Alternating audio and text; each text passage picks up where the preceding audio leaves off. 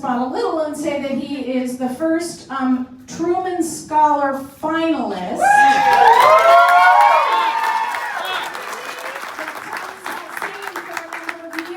And just had his interview with the Federal Reserve, and we're waiting to hear. But whatever happens, it's a huge honor to be a national finalist.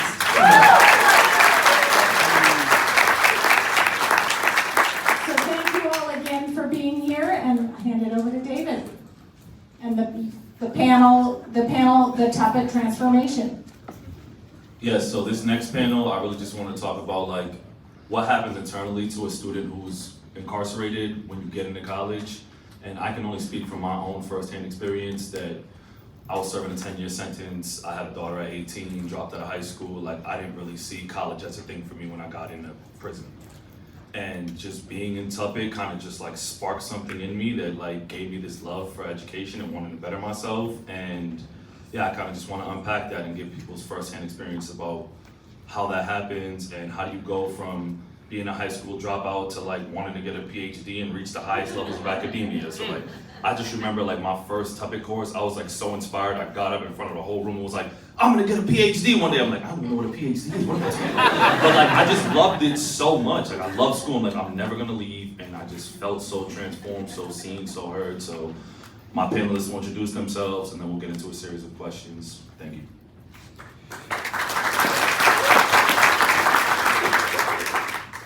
How you doing, everybody? My name's Luis Bizarro. You call me Lou. No? Somebody do that. Yeah. How you doing, everybody? My name's Luis Bizarro. Everybody calls me Lou. I'm a MyTERN student. I was in the second cohort inside, and that's where it led me here. Hi, everybody. Good afternoon. My name's Juan Pagan. A TUPIT Cohort 1 graduate with my panelists right here. MyTERN student.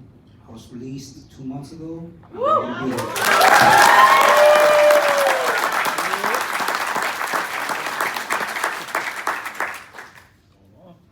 Hello, my name is John Sanchez. I'm also one of the first students to attend the TUPIT program at MCI Concord, where I was serving a 12 to 15-year sentence.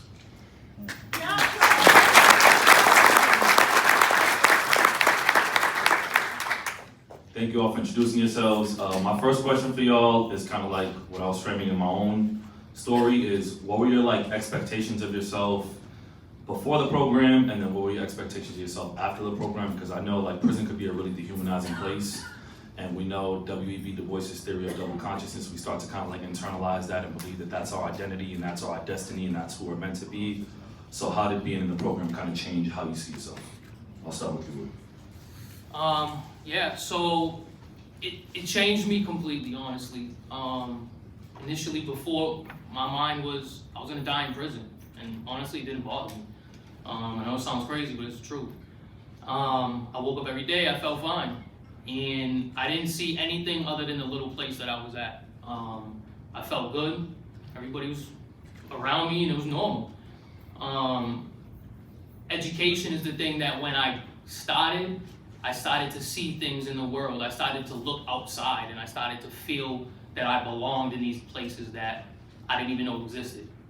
And so I had an expectation for myself that I was gonna make it, I'm gonna be honest. That's what I was thinking. I had a friend that I seen him continuously tell me everything that he was doing, and it seemed ridiculous that even I could even be in a class, and I felt off.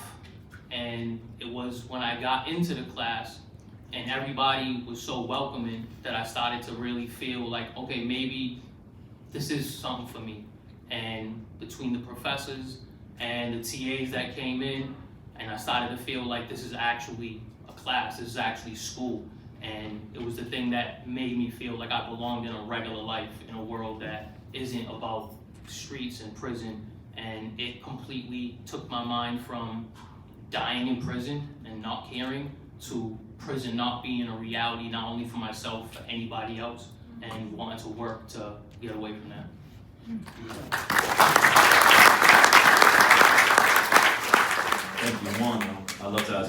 question. When I entered this program before, I had my reservations. I really didn't think we were gonna finish this.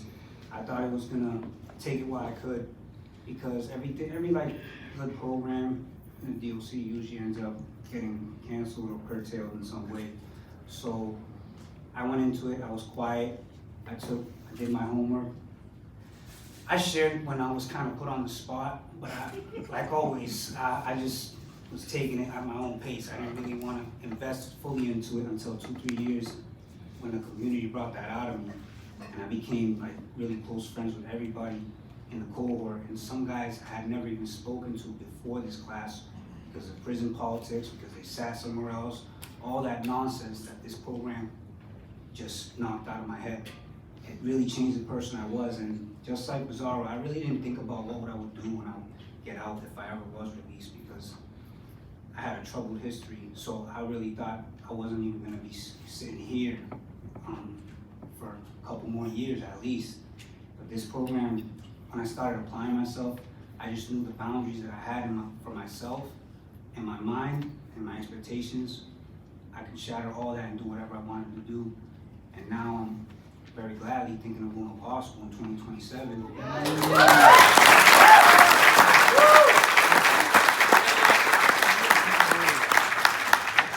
Because of that confidence in my abilities and the great feedback from great people like my professors and my cohort members, I know I could do it. Yes, you can.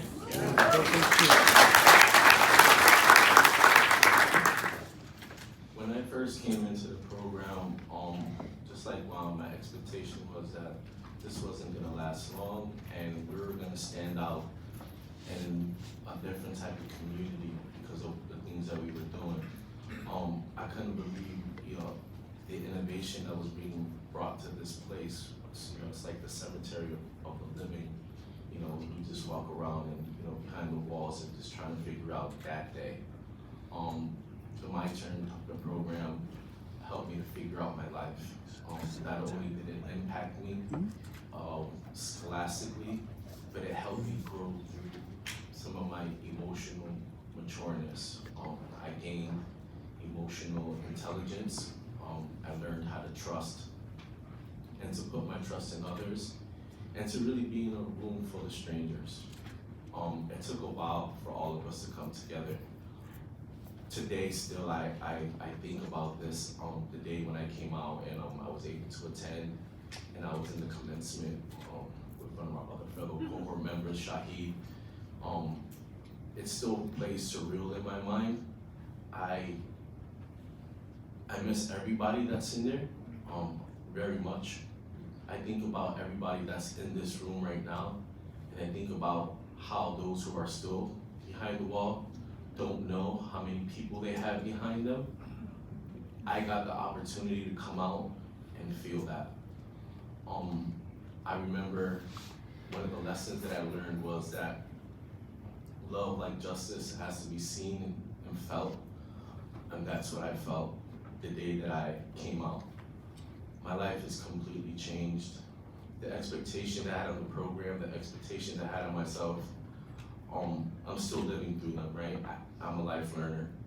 I continue to set the bar high so that I can show the commitment that everybody else in this room, and throughout those years while I was in there, me and Juan, through COVID and through many challenges, were able to come through and sit in this space right now. It's for real, and it's surreal, really, really surreal for me.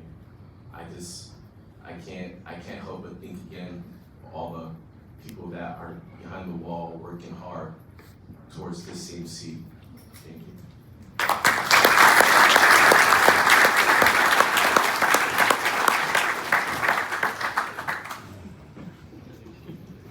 Thank you for the mic check, boss lady. Appreciate you. Kind of in alignment with today's theme of restorative justice and the intersection of higher education and how we apply it. I don't know, restorative justice has always been synonymous with like healing and community building. So my next question to you is like, in what ways did the program help you heal and help you build community? How did it help you break these biases that we have in prison? That's kind of like, for me, that's like the biggest thing, or one of the biggest things that the program did for me. So joining the program and deciding to make my life about education and changing my life, I also made the decision by doing that to lose every single thing from my past and every single part of my community. I basically had to decide to leave every single part of it. And by doing that, I didn't have a community. I was just by myself, and I was just looking around. Where was I gonna get a community?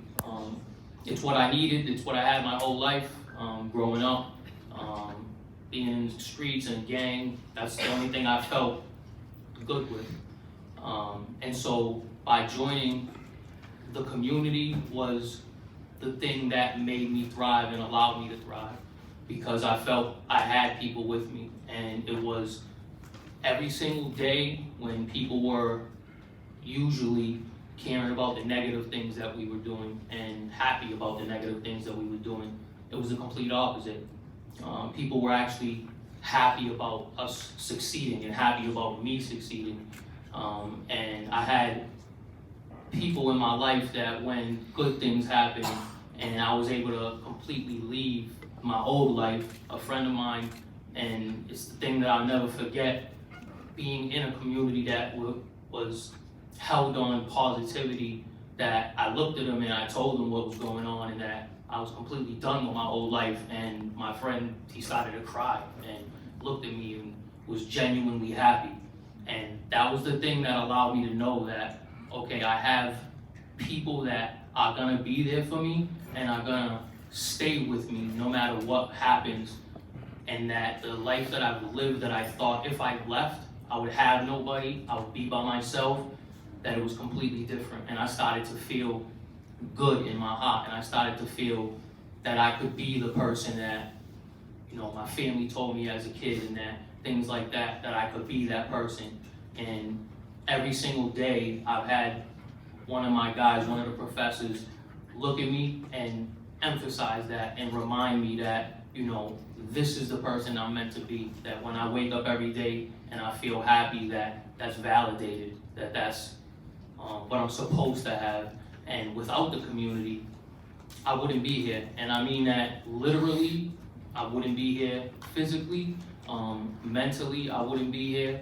I would still be stuck in the same place that I was at. And the only way that I was able to progress in my life is because I had everybody here that was behind me, that when I was struggling and thinking about, you know what, I don't think I'm gonna do this, because that's happened a few times where it started to get overwhelming and I didn't know what I was gonna do, or maybe it would be easy just to go back to my old life. I had a true friend look at me and let me know that, no, like, this is the thing that I'm supposed to be, that I'm a person that belongs here, I'm a person that belongs getting education, and that feeling of righteousness and belonging is the thing that allowed me to never stay stagnant and continue to want to better myself. And without that, the community, I wouldn't be able to succeed in education, and I wouldn't have been able to succeed in my life in general. So that's literally, it's been everything to me. Thank you. Yeah, Juan, similar question. How have the restorative practices and the TUPIT model of education kind of helped you build community? It helped me because it helped me realize that you can choose a community. It's not your community chooses you for whatever reasons and for transactional relationships. As in, it gave me a new lease on life, because I always wanted to change when I started the TUPIT program, but I was still halfway in with gang I was in, and that gave me the lease on life to start and fully commit to a new way of doing things. And I can't say enough about the space itself. When we go into that classroom, we start with a grounding, and it's like we're releasing all our problems. We get to lock in on what's going on in there, and the vulnerability comes out in everybody. You know, it's a safe space, and that's big in prison. Where sneakers, that sound that everybody tenses up. Oh, there's a fight. Something slamming is in. You know, you don't feel that hypervigilance that you feel behind there. and you know you're among friends, and you can tell them anything about your life, and they'll listen and they'll empathize. And that vulnerability is something I really don't see in there. Or if somebody tries to empathize with you or hear your problems, it's usually there's a transaction going on there. Unless you have really close friends in there, but friendships are hard in there. Thank you. Community for me.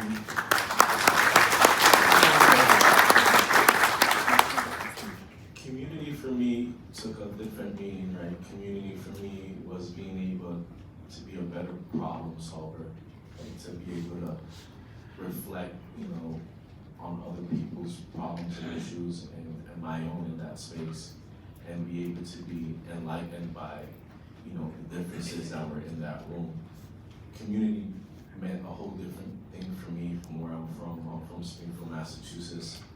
From a really bad neighborhood, and community over there is totally system impacted. And we know that, when systems come in, health systems and all these different systems that kind of keep us in a box, we have just one straight understanding of what life is for the most part, or what it can be. So getting into an education space and being a better problem solver, a learner, it really changed my life. It changed a lot of different things on how I seen the outside world. But I think the most important part that I want to underscore, it changed the way I was in all that systems impact me moving forward. I think that the most important thing about community, again, is how we come together and first understand our differences. That's the most important part. If we could get past that part, then we can do our best to try to make things better. And TUPIT did that for me. It innovated my life, and it showed me how I can innovate others in some of the work that I do outside of the space when I came back out into society, into the Hispanic and Latino community.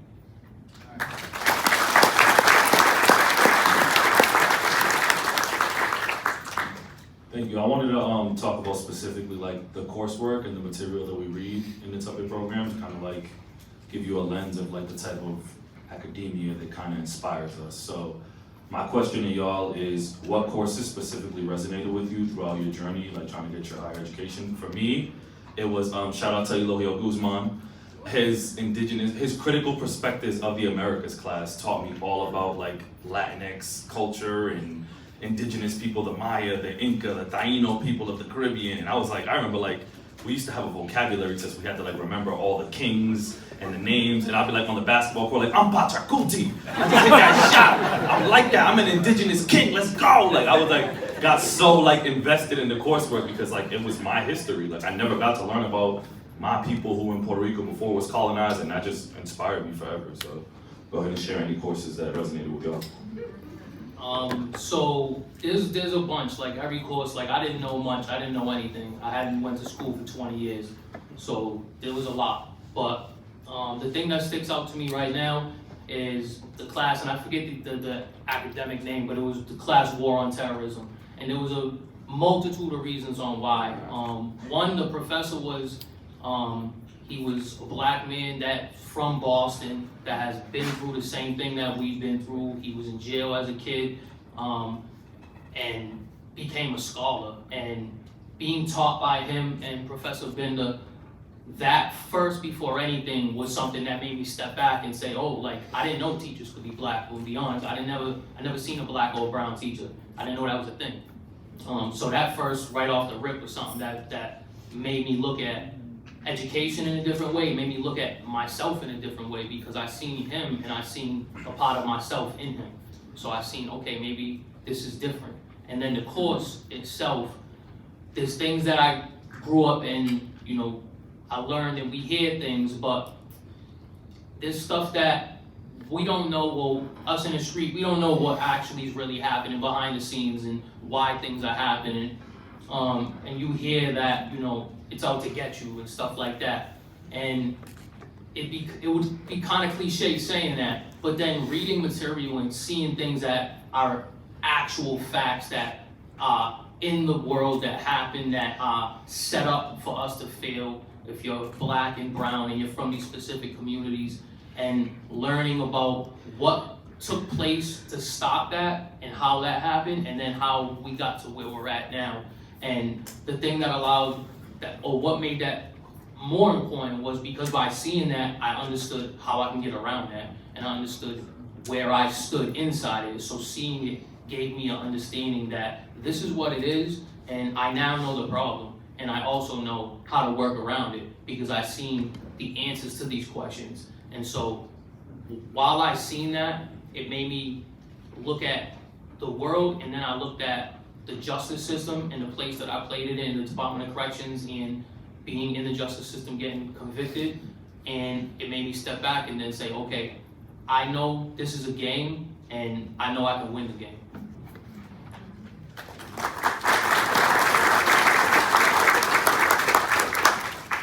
Go ahead, Juan, what course stood out to you? This is kind of a loaded question. Our professors are up there. But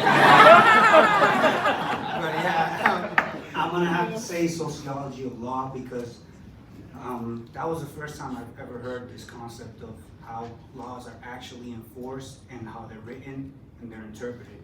And how important that really is, and especially for people who have been affected by the interpretation of laws and are still in prison because of it. So some of our fellow cohort members like Timothy Brown. And that class really, especially with my aspirations of becoming an Esquire, I really liked that class because it told me how the law really works and how you gotta fight it, the language, everything down to how laws are used to persecute certain people, or they have laws on books like vacancy laws that can be used as crowd control, and why certain things still happen, like dormant laws.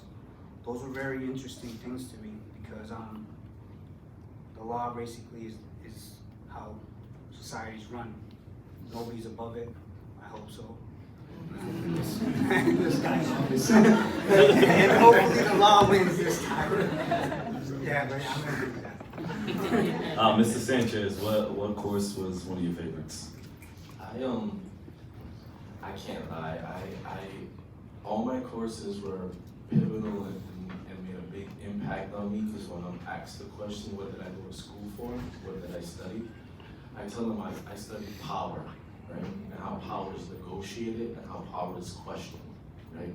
From astronomy to genetics, to colonialism, to understanding typography, to understanding British literature, gender studies, right? How power is enacted in society and community, and how do we, from a position of not having it, can put the pressure on certain systems. So when I'm asked, what did you study, John? Again, I studied power and systems, right? And how the influence that they had on me, my family, and everybody in this room. So I give, grace to God and thanks for, again, everybody in this room, but specifically to the way I learned how to deconstruct things, especially from nutrition to understanding how the body is affected by that, understanding the importance of Shakespeare, and how how much your voice matters, how to exercise your voice. These are all things that I use today.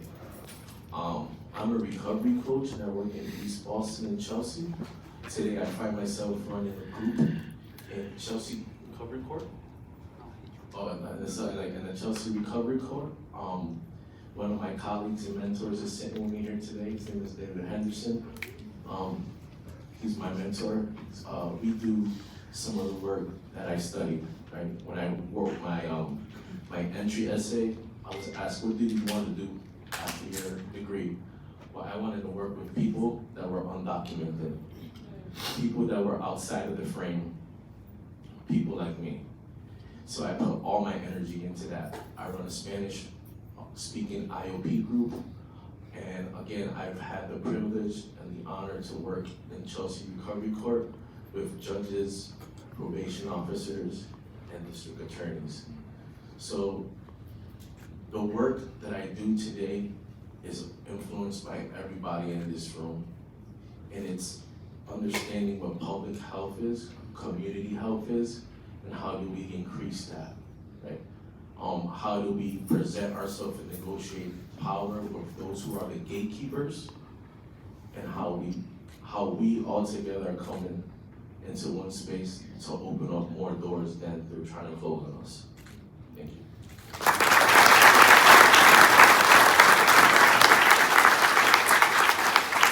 John, it's funny how you said the thing about studying power, because people always ask me like, oh, what is civic studies? What is a degree in civic studies? And at TUPIT, our degree is in civic studies, and civic studies is pretty much the study of collective action and how do you create social change.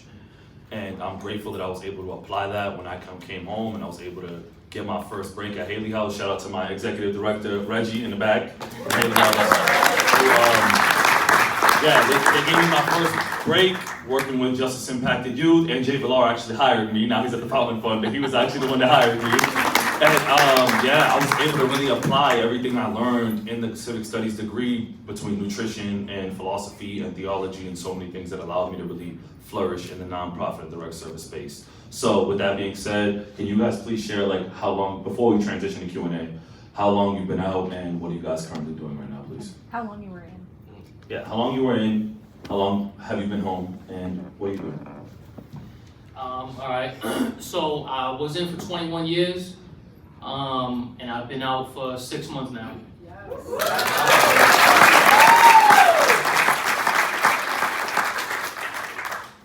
And so right now I am the outreach coordinator at Step Rocks Recovery Support Center. And, I was hired by one of my best friends, Nate. He's actually here, he's a student with me. And so what I do is the first thing is for people who have substance abuse disorder and people who need a place to have somewhere that they are safe, that they can find their recovery and actually do it in a safe, righteous way where they know that what they want to do is what they're going to do. They're not going to be told this is the way you have to do it, this is what you should do. And that's something for me that was the biggest thing, because I went there and I've been told my whole life that you hear AA and NA and that's the only thing you know, that's the only thing I knew. And when I went there and I started to see that there was not just one path, there was multiple paths, smart recovery, all pathways. There was multiple things that you could do to be able to get yourself into recovery. And the thing that makes me happy is every day I see somebody new coming to our center, and I get to see my boss who's here, I get to see my boss smile when they come in, and that's something that I feel amazing about, that I'm directly impacting people to get into recovery, and that I can actually have a hand in it because I'm in recovery. And to be able to do that, it makes me feel like my life it has meaning.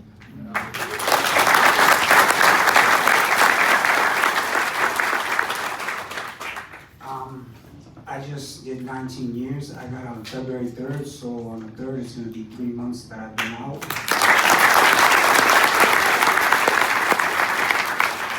Right now I'm a MyTERN student. I do speaking engagements when Hillary and my boy can tell here, choose me, and and my references for North Suffolk Community Center are being checked right now for I could be hired to work at the front desk as an intake in administration.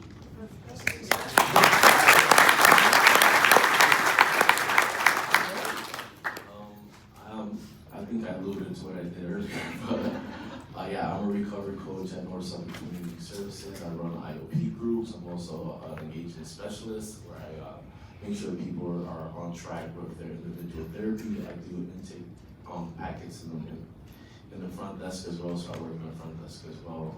Besides that, Graphic artist. oh yeah, I'm a graphic artist. I recently was awarded the privilege and was blessed to have done a logo for the PD Green 5K Marathon. Woo! Shout out PD Green! Where's Lynn Sullivan? I love you, Lynn Sullivan, wherever you are.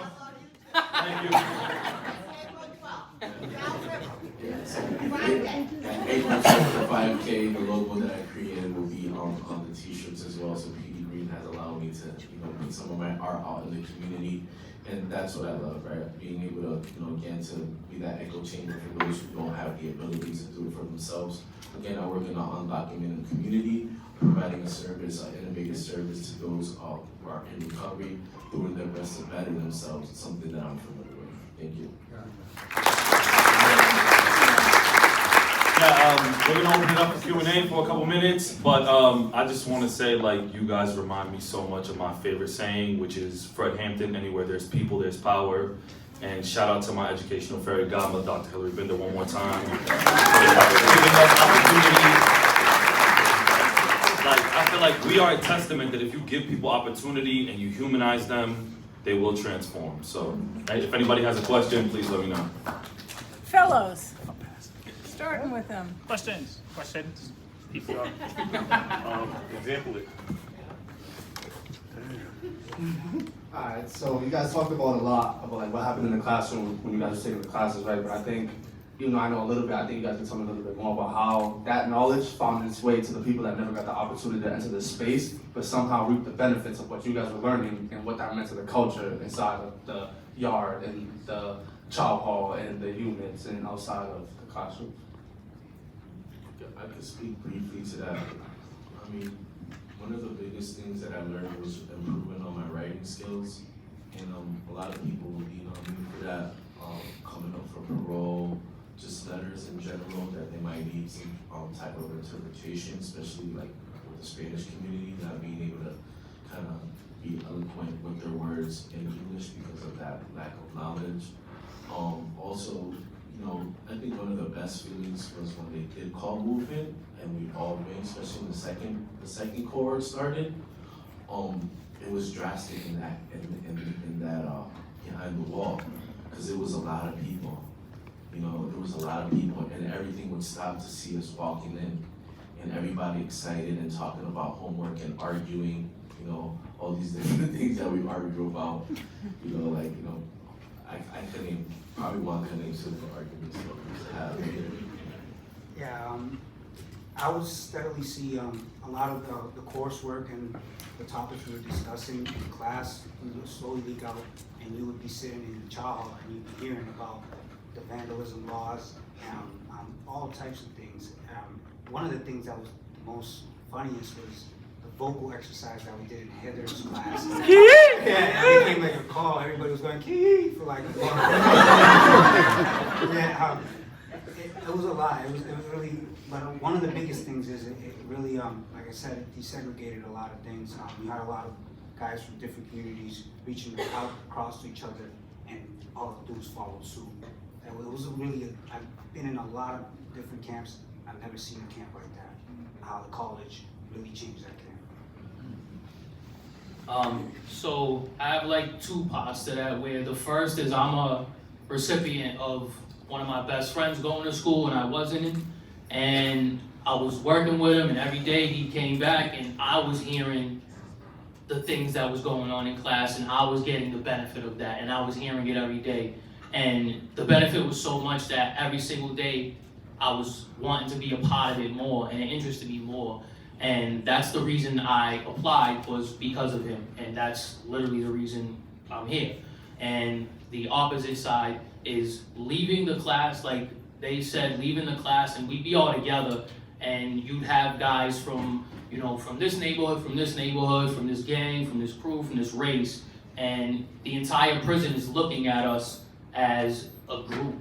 And that simple thing is starting to, like they said, desegregate things. What it's starting to do, it was causing people to see like, oh, we can be cool with them, or we can be friends with them, or we can talk about things. And so while we're walking and talking, the other people in the prison were starting to do the same thing. And it literally was changing the culture of the prison. The prison itself, as you know, you've seen movies and it's violent and all these things, all that's true.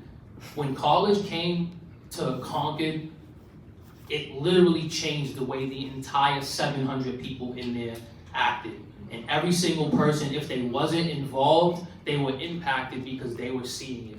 And it became less violent. People who weren't in there were less violent, and people were actively trying to engage with us, asking us what we're doing, and seeing we have computers. Nobody got computers, and they're wondering what the hell's going on with the computer, and all these things that was just incredible. And those were the things that were constantly happening. And for me, in my place in life, it gave me so much joy to see people that I was friends with, kids that were younger than me, to start to actually think about school and think about education. And those same kids started to look at it and they applied as well. So it changed everything.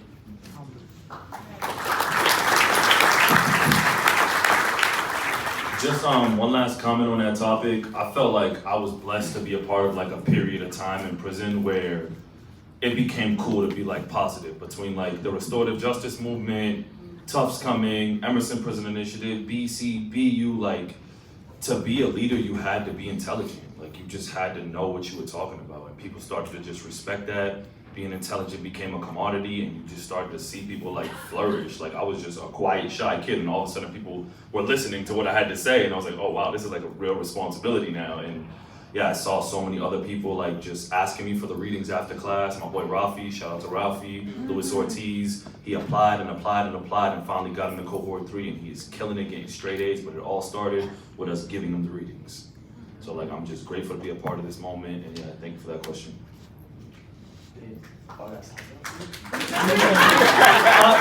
Please introduce yourself, sir. Peace, y'all. My name is Hamza. First and foremost, I just want to say congratulations to all you men right here. It's just a living proof and testament that when people are given a second chance, that they can flourish and thrive in society.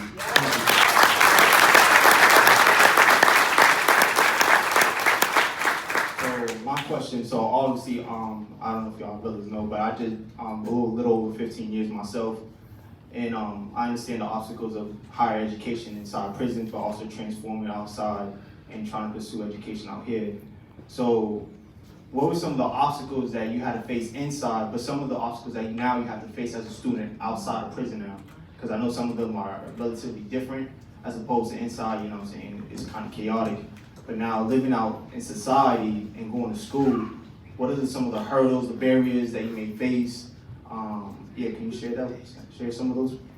Yeah, sure, absolutely. So inside, we've all faced this, and it's something that was continuous, and it was the opposition to us going to school, and it was from the Department of Corrections, it was from the correctional officers, and it was constantly from little things to we're walking around and smart ass comments to, oh, you mother effers think you're smart, just fake school. And it was a continuous thing to try to break us down and to try to make us think what we were doing wasn't valid and that it didn't have a future. And that was a constant thing that happened all day, all night.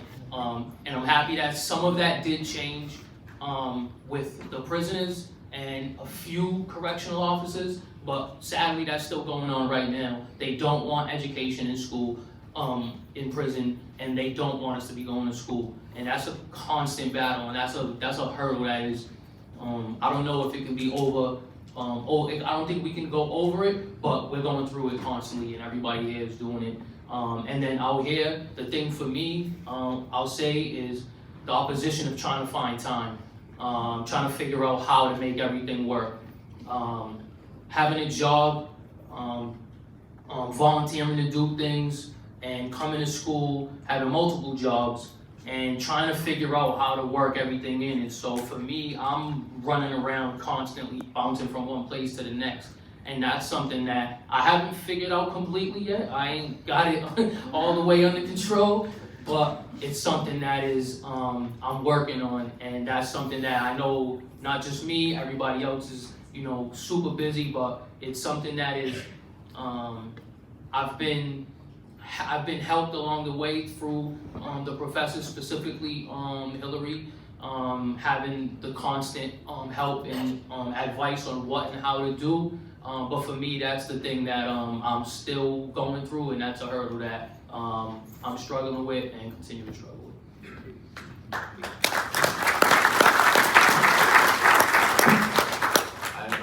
I initially, like, when I came out,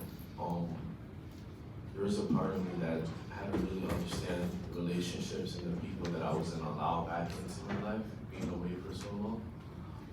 A lot of that was also, using an isolation tactic, and something that we kind of use behind the wall also. When we just isolate ourselves, we might just stay inside, realistically in ourselves, just not deal with anybody. Can't do that out in the community, right? Especially when you're working and you gotta pay bills and you gotta do things that you have to do a lot of adulting.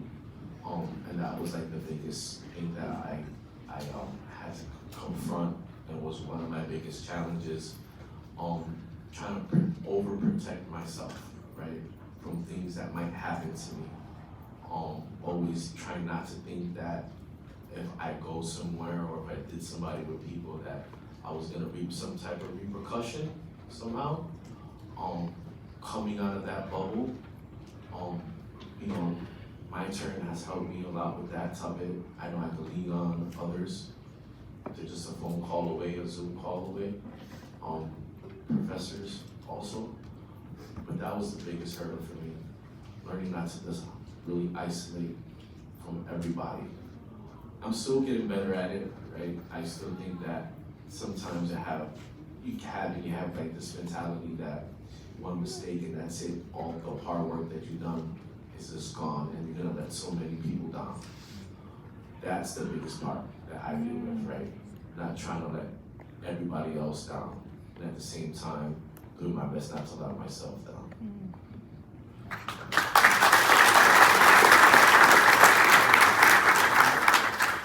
Coming out, I can totally agree with Juan.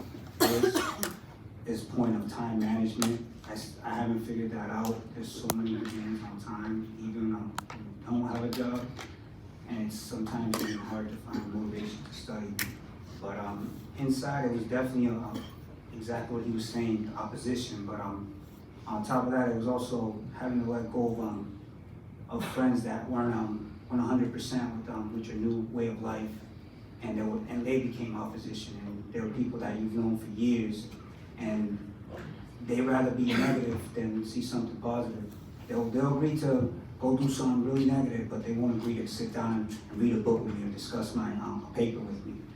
So yeah, that was the biggest obstacle in the friendships to me. Yeah, I would say the same thing too. Like there was a stigma of like, well, why are you doing this? You're not gonna go home and go to college anyways. You're just gonna go back to the block and sell drugs. So I don't even know why you wasting your time going to college. And I'm like, what? Like that really, like the self-doubt people would put on me.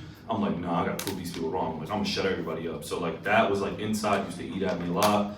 And then out, like they said, time management. I'm a dad. I do a lot of volleyball pickups and flag football, and my daughter loves Wingstop and Sephora, and I gotta go do all this stuff. And it's crazy, yeah. But it's hard. And yeah, but that's a wrap for this panel. One more last round of applause for our panel.